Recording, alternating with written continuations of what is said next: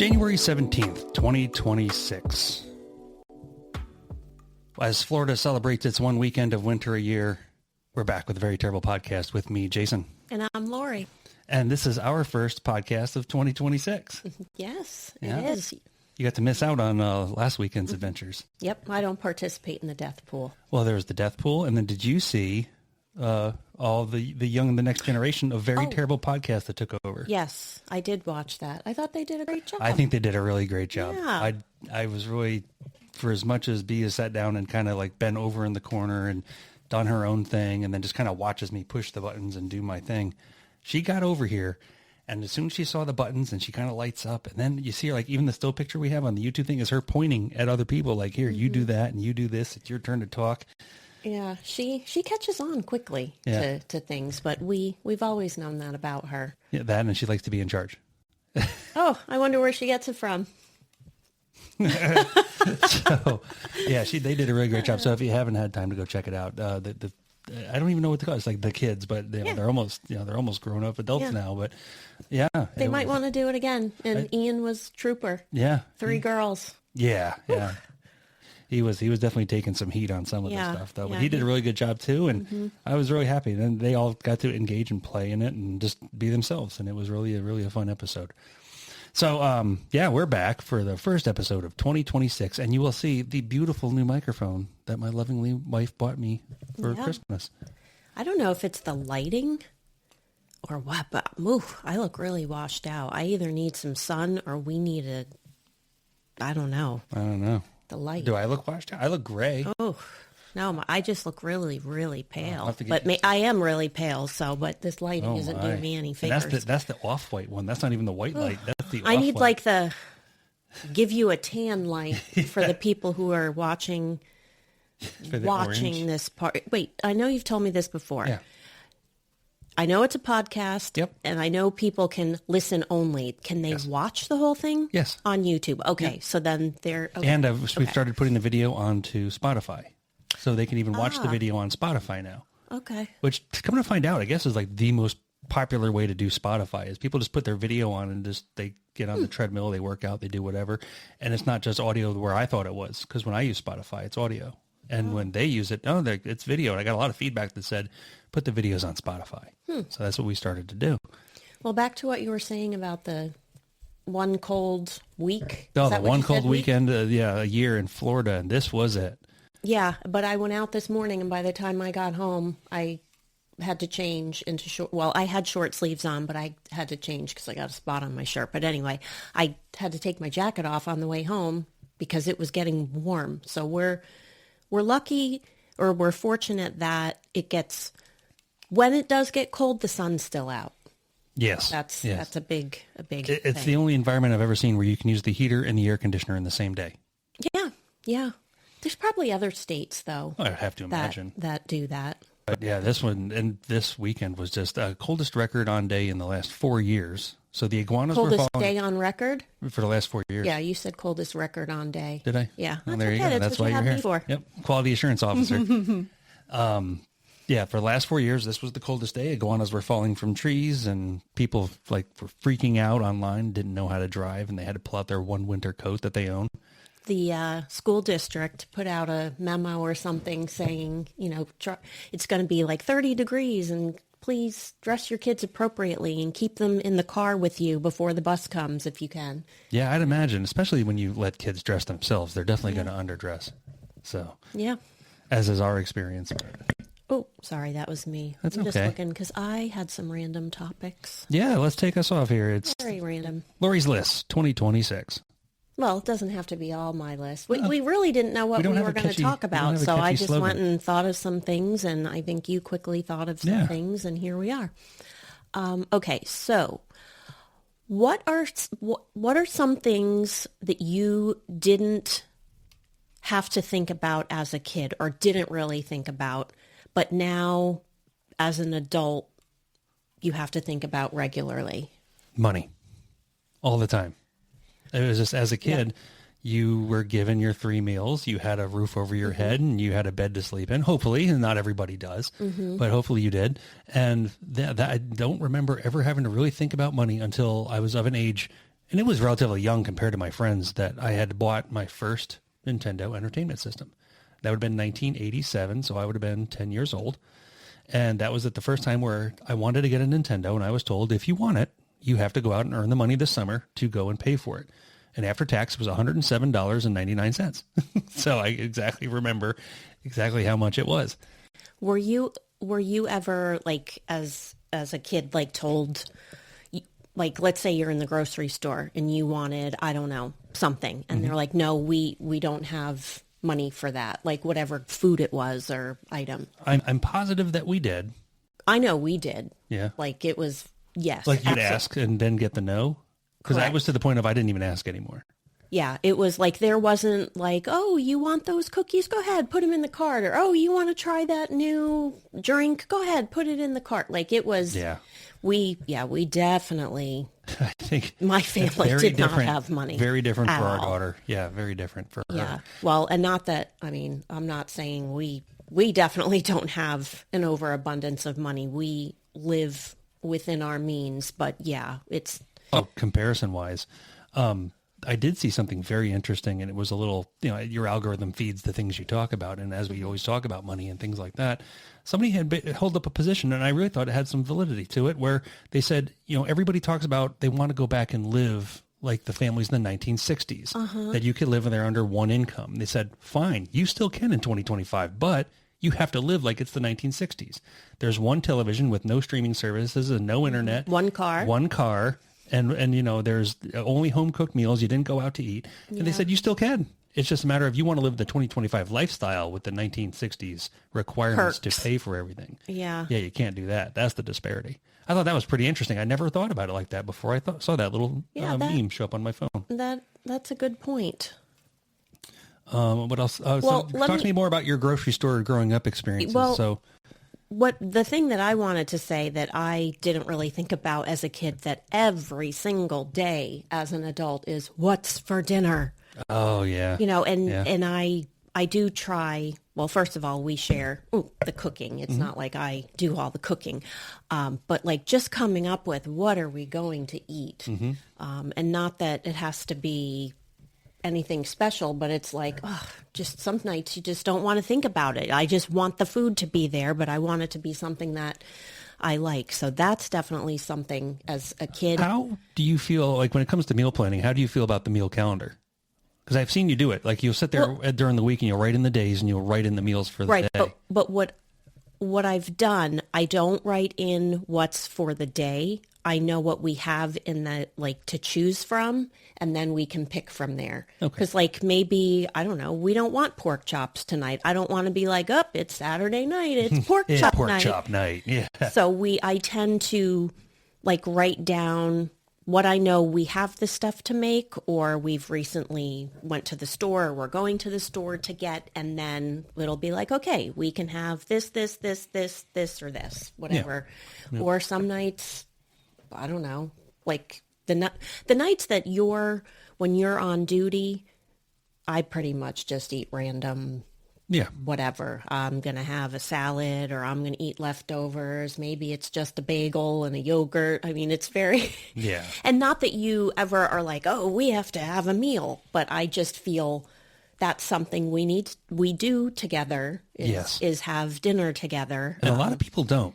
We're learning that the hard way. Oh, my word. Yes. The stories, not necessarily the stories with names, but just like, the Bella's friends will come over. And they're like, you guys have dinner together. And there's this look of amazement in their face. Yeah, or just in conversations, not just even with friends over, but it blows my mind. Yeah. And I'm not saying that it has to be an every night thing, because especially with families with multiple children and sports and, parents who maybe aren't fortunate enough to work like daytime hours. Maybe one parent goes to work at 3 and they work till 11. But I highly encourage. Do I keep hitting the table? Yeah. Oh, sorry. Okay. The viewers are I'm like. Yeah, sorry. But yeah, I just think it's pretty important to. It's the one time that you can still, going back to those 1960s where it was part of the routine and you did have the family interaction, where now you can literally sit there with your cell phone and your computer and never see your family members all day long. I actually think I talked about this on a podcast before. Was it this podcast? Yeah. Oh. Well, I haven't been on any others. Yeah, it was definitely this podcast. So I won't keep talking about it. But yeah, I just think, I already said what I think. Values. So. Other things, the magic laundry basket. I never thought about laundry until I became an adult. Yeah. Because it was just done all the time. You just put your dirty clothes in the hamper and there'd be a clean pile in your room. You'd have to put the pile away and that was it. Yeah. Or I think about like not so much for us because we just have one child, but the parents who both work and getting the kids back and forth, all of the juggling that takes, and sometimes the planning when there's more than one kid that needs to be in one place and the other needs to be somewhere else. Like, never thought about that. And that brings me to, I just thought of this, nothing on the notes that I made, but when it comes to careers,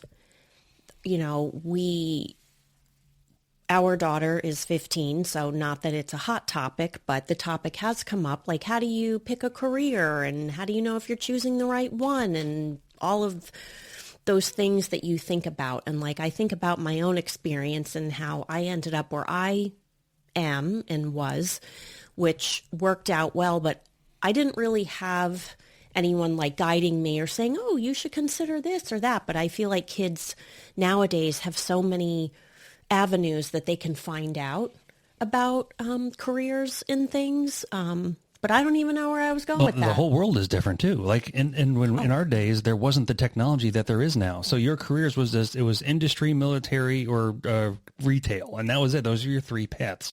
Well, but sorry, I digress. The reason that came to mind was thinking as an adult now with years of experience as an adult. I think when someone is trying to choose a path, things to think about are, do you want to work from home? Like when I was in college, there was no working from home. Right. It didn't exist. Right. Or are you okay working nights and weekends? How do you feel about working on holidays? Do you want a stressful job? Not that anyone wants a stressful job, but typically the more stress comes more money. Right. And what's important to the person? Like, do they want to have a family? So for example, if you want a family, maybe one of your goals is to not work nights and weekends. Maybe your goal is to work nights and weekends because of, I don't know what, but never thought about that as a kid. No, not at all. Much less when planning a career. And I think it's really important, especially for someone who's like, yeah, maybe one day I want to have kids. Trust me, you don't want to be the one working from 3 to 11 and every weekend when your kids are in school during the week, and then childcare and everything that goes with that. So I suggest anyone who has kids that's thinking about their careers as they're approaching the college years or in college or going back to college, talk about those. Even us, though. I mean, we've had career adjustments since we've been married. I mean, I started in retail, then went into public service. Yeah. You've recently had a shifting of gears in your career too. So it's like, but there's not, I don't know if it's not and I think that's the one thing that we always try to stress is that there's not just one path. There's not just one, hey, here's what's right now for at the time. And when you're like, when I was young and single, hey, I could go work on the East Coast. I could spend the weekend away. I could go work all hours, all weekends, every holiday, didn't matter. And then as you came along, Bella came along, all those dynamic changes, the requirements changed, and it's it's a balancing act. It's constantly back and forth of how much money do we need to make, how much money do we want to make, and what are we going to sacrifice to make those dollars and cents? And that's kind of how it's been evolving. And as we now are aging and we're getting into that part where we've paid off things and where our savings is looking good and everything's kind of coming into play, we don't have to stress anymore. We don't have to. Are we recording? Yeah. See a little red dot up there with the timer? Yeah, but I don't see the timer on there. We talked about that last episode. It's not recording here. It's recording over there. But it used to be on there. Used to be on there. Okay. Yep. It's going to take me a little bit. Sorry. Yeah, you said that in the last episode. Yeah, okay. Well, see, it's going to take me a little bit. So, but that's, I think as time goes by, you continually revisit these as you enter new and different chapters of your life. So as a kid, obviously you never think about any of that stuff. But even now, like, we get into your mid-30s, mid-40s, and then so you're getting into now to this retirement phase. What's that going to be like? How is it? You don't want to just sit at home and rot away and just online shop and drink. Drive each other crazy. Oh, yeah. Yeah, there'd be zero chance. So what else you got? My two responses to that were dinner and then like activities and family and all the juggling that comes along with it. That's what came to mind for me. Anything else for you? I always thought about video games, which I never really get to think about anymore. That's the difference of what I did versus not doing. Otherwise, I had a good, whether it be by accident or by proxy, I had a good idea of how things needed to get done. Mm-hmm. So like when it came to chores or cleaning, I was the weird kid. I was the one that would vacuum, like during summer vacation, I vacuumed my carpet in my room every day. Wow. Every day. I wanted to have the lines in the carpet. Well, I inherit, I'm not sure what the word is. I ended up cleaning a lot, not because I wanted to, but I liked things not, I keep hitting this. It's okay. Not messy, and I just felt like no one else in the house really did it. So like, for example, at one point for a period of time, we lived in a 2-story house, and I hated vacuuming the stairs. I feel like no one else ever vacuumed. Like, I think it could have been the most whatever filled floor, and we're just going to keep walking on it. So I had that in me, like, no, we need a clean bathroom. Like, we don't want toothpaste in the sink, and I need to feel like if I'm sitting in the bathtub, it's clean. And at that time, I'm trying to think how many kids there were in the house that used that bathroom. I think it was 5. Yeah. And I swear I was the only one who cleaned the bathroom.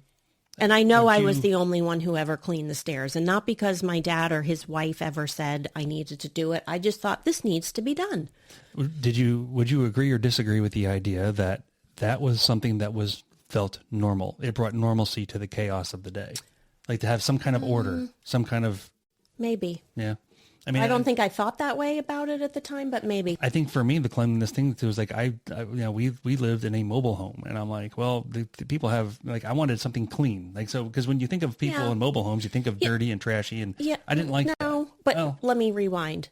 I think the type of mobile home you lived in, just to set the stage here, it wasn't like a fifth wheel. No. It was a manufactured home on concrete that was a regular house. It wasn't. There was still a stigma amongst the kids, and like you always felt like, well, I always wanted to have it clean. So when anybody would come over, they'd be like, oh, this place is kind of nice, and they would have that. Okay. That's what I had to have to kind of get over that hurdle. Okay, that makes sense. Yeah. Okay. All right. Well, let's see. What was I don't know how much time we're going to have for all the time in the world. This doesn't have a tape.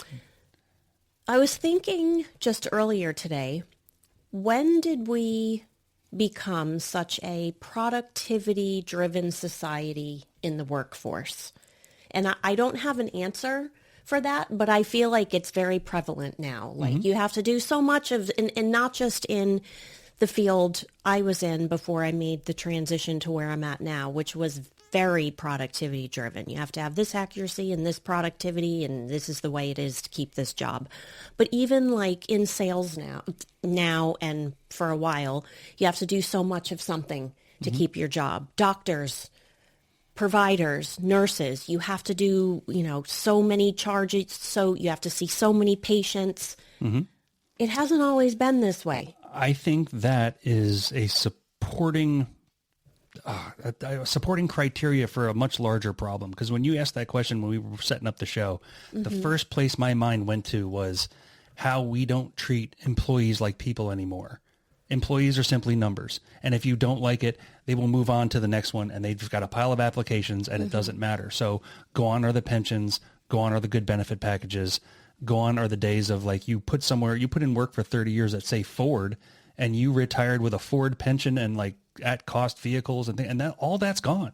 And I think even like, so now you live in a world of constant stimulus with your cell phone and your tablets and your TVs, and your brain has to keep getting stimulus. So now you've got this new criteria. Well, I have to do these things in this amount of time. Boom. And your brain just takes over, and you just keep pumping out work and just enough work to be not fired, but not enough to where you burn yourself out. And I think that's a byproduct, I think, is all these criteria of having to achieve these numbers. No, I don't like it. I don't like it. And I'm not speaking for, personally, I don't like it, but for society in general, I don't like it.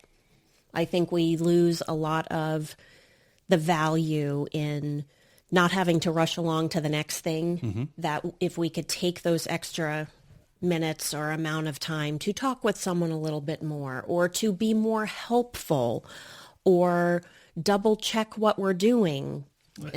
You know what a good study would be is just doing it right the first time versus doing it twice because you screwed it up because you went too fast because of your productivity numbers. Yeah. I just and like even in I think in your job, not just a little piece that comes to mind is like you have a goal, I think, for how quickly. Yes. Not how quickly can you drive, but how quickly can you be ready to get in the vehicle? You have 2 everybody. Minutes. Yep. Yeah. Everybody, okay. I wasn't sure if we were allowed to say that. It's a national standard that they're all trying to get to. Yeah. 2 minutes out the door. And I get that. I understand it. But like, I just hope it doesn't come to a point where if it's 2 minutes, 15 seconds and it happens this many times, then someone's going to be talking to someone about why is it taking you 2 minutes and 15 seconds? I know we've had God that forbid you're on the toilet bowl. We've had that exact conversation because the first basis for me is that for me in the fire department, the firehouses are built different. I'm in a model of firehouse, which is the largest of all the models that are available. It takes me and my people the longest time to get to the truck. So then, to get out the door. So, in the middle of the night, if you're dead asleep, get up, go through the biggest station, get into the truck, get out the door. So I would kind of egg the conversation on to say, hey, listen, we need to talk about it in this manner. Show me the average. Now make me a goal that's 5% better. And then just make it. It doesn't have to be a stagnant number of 2 minutes. If you take one of the smallest stations and you trip on your bed, you're going to fall into the truck. So, I mean, for them, the 2 minutes is much easier to attain, where for us, it's not. And it doesn't. And once again, once it becomes punitive is where I have an issue with it. It's a goal. It's a goal to provide great service, good service, accurate and safe the first time. Right. But I don't like it when they make goals part of your performance metrics, which that's a big thing too. Yes, absolutely. They're going to tie your salary to it. And in my line of work, what stops somebody from trying to run to a truck? They trip, they fall, they smack their head on something. Now all of a sudden they have an injury in the workplace. That's far more expensive than the extra 10 seconds it would have been to do it right the first time. Yeah. Anything else on that? No, I agree with you. I just think it's a snapshot of society in general. I think everything now is just numbers based. There's no personality. There's nothing. Everyone is replaceable. And we are seeing the ebbs and the flows of the quiet quitting and the constant stress of like, well, everybody's replaceable and I've got more people than I've got jobs. So we'll just tear through a bunch of you. And it's very sad because there's a lot of quality and good people that have to sacrifice to, maintain. All right. Next, let me see. Well, what do you have? Let's see here. Well, we got back. You want to do New Year's? So the kids talked about New Year's resolutions on their episode. And I think they really hit the nail on the head. There was especially with Ian, he went through and he really pointed out people's things where once we come into February, most of your New Year's resolutions are over. You're not going to be doing them. Yep. And I'm sure I'm going to see that at the gym. Everyone's gung-ho coming in and they'll and not that I don't want them to not continue to go. I just know that come mid-February around Valentine's Day, things are going to thin out. So did you actually select yourself any New Year's resolutions this year? No, but I don't normally. No, me either. I try to be awesome all year long, so why am I going to bother doing it in January? Yeah, I wouldn't say that for myself. I just think if I'm going to start something, I don't necessarily need to do it at a new year. I'll just say, okay, I'm going to start this now and let's see how it goes. Yeah, absolutely. And I think, at least for us, we keep pretty much a tight, leash on everything. So there's nothing that's really getting away from us. I know the answer to this, but do you exercise? Yes, but not as much as I probably should. Okay. My exercise is different as I got older too. Like when I was younger, like exercise was very, like I have the young bucks at work now that they go through and they throw their weights around and they're doing these things that are just ridiculous. Where what I jokingly say is the old man workout is I put on my air pack and I'll, go for a 3-mile walk or I'll go do what I call 50 ups. So mine's a 2-story firehouse and it has a stairwell in it and I'll go up 50 times. I don't count downs. Downs are easy. We count ups. So 1, 1 up, 1, 1, 2, 1, 1, 3. And, I'll do 50 ups. And because, the tallest tower in my fire district is 18 stories. So if I can go 50 up in training, I should not have any problem doing 18 up with all of my stuff on. Yeah. So. And you do weights.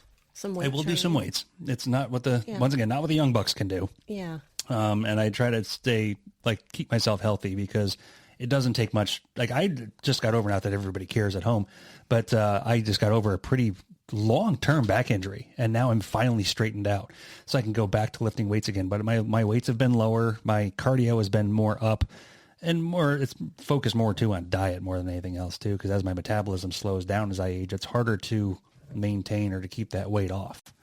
Very true. So, and you work out quite often. Yeah, I try 4 times a week. I go to, well, not just Bella and I. We go 3 times a week together. Yep. I usually go 4th by myself. Not that she can't come with me. It just usually ends up that way. And then I ride my Peloton. Yeah. And that's I try. Fantastic. And that's as long as your body's in motion, stays in motion. That's just physics. Yeah. And a big part of it, too, is the mental aspect of big it. time. The not zoning out, but where the focus isn't on everything else. It's I'm working on this. This is for me in this moment. And you really, I don't know about you, but I'm not like, oh, I have to do this when I leave and my grocery list or this and that and this. I'm truly in the moment when I'm at the gym. And I just think that clarity is mine. I have to slow my mind down. So my mind's running all the time, full speed, just blaring through stuff. And I had to explain this to one of the young men at work the other day where, when I work out, it's by myself and I physically exhaust my body. And once I exhaust my body, my mind becomes clear and not before. So when I'm I'm thinking about work and this and that and what meals and what this and this truck. While you're exercising? And then my body will, because I'm always just thinking about stuff. Oh. And then I sit and I'll physically exhaust my body. And then all of a sudden my mind just goes, oh. I did not know that. I'm learning something about you. Yeah. So even in the moment, like if you're lifting weights, you're thinking about other, wow. Oh, okay. It's constantly firing and it's annoying. Okay. So so I tell people, I go, my workout is less for my physical health and more for my mental health. Mm-hmm. It's enough and even said with the 50 ups, when you get to about 35, you're already tired and you've got 15 more to go. So and there's just times where you're physically exhausted and just, I don't know if it's a dopamine release or it's some kind of endorphins or whatever it is, but my brain just goes, okay. And you physically don't have any more energy. So your brain just goes, and it just slows down off. And it's nice. Yeah. And I like it. Huh. But that's what it's for. Speaking of running, in the stairwell, I remember I used to years ago, many years ago, run stadiums. We used to do that once together. Yeah, I did that with Carrie before you. She's the one who kind of was like, hey, why don't you come with me and do this? And that's not easy either. No, we used to do 10 figure eights of the whole stadium. Mm-hmm. That was hard. Yeah, absolutely. Yeah. Well, so no New Year's resolutions. 2026 will be a continuation of the greatness of 2025 from the Very Terrible Podcast. Mm-hmm. Anything else for him? No. What time? Oh, you're over 30 minutes. Oh, okay. I think. What's that little red dot say? I can't see that far. I see there's a number in it. It looks like it's something 8, 28 or 38. Really sure. Doesn't matter. Either way. That's why I like it on that. I know. I could probably just run thing the timer over for funsies. There. Yeah, I think we're going to call it. Call it pretty All right. soon, Well, thank you for joining us again on the Very Terrible Podcast. Thank you for hanging out for a little welcome. bit. She's got other things to do today, and I don't, so she was kind enough to stop by. And I've already been out and about this morning. I know. You're just going to do object something in motion tonight. stays in motion. All right. With that, thanks to everybody for joining us. Keep on board and keep on trucking. Let's see. I'm Jason. And I'm Laurie. This has been a Very Terrible Podcast. Health, wealth, and happiness. Talk to you next time. Bye.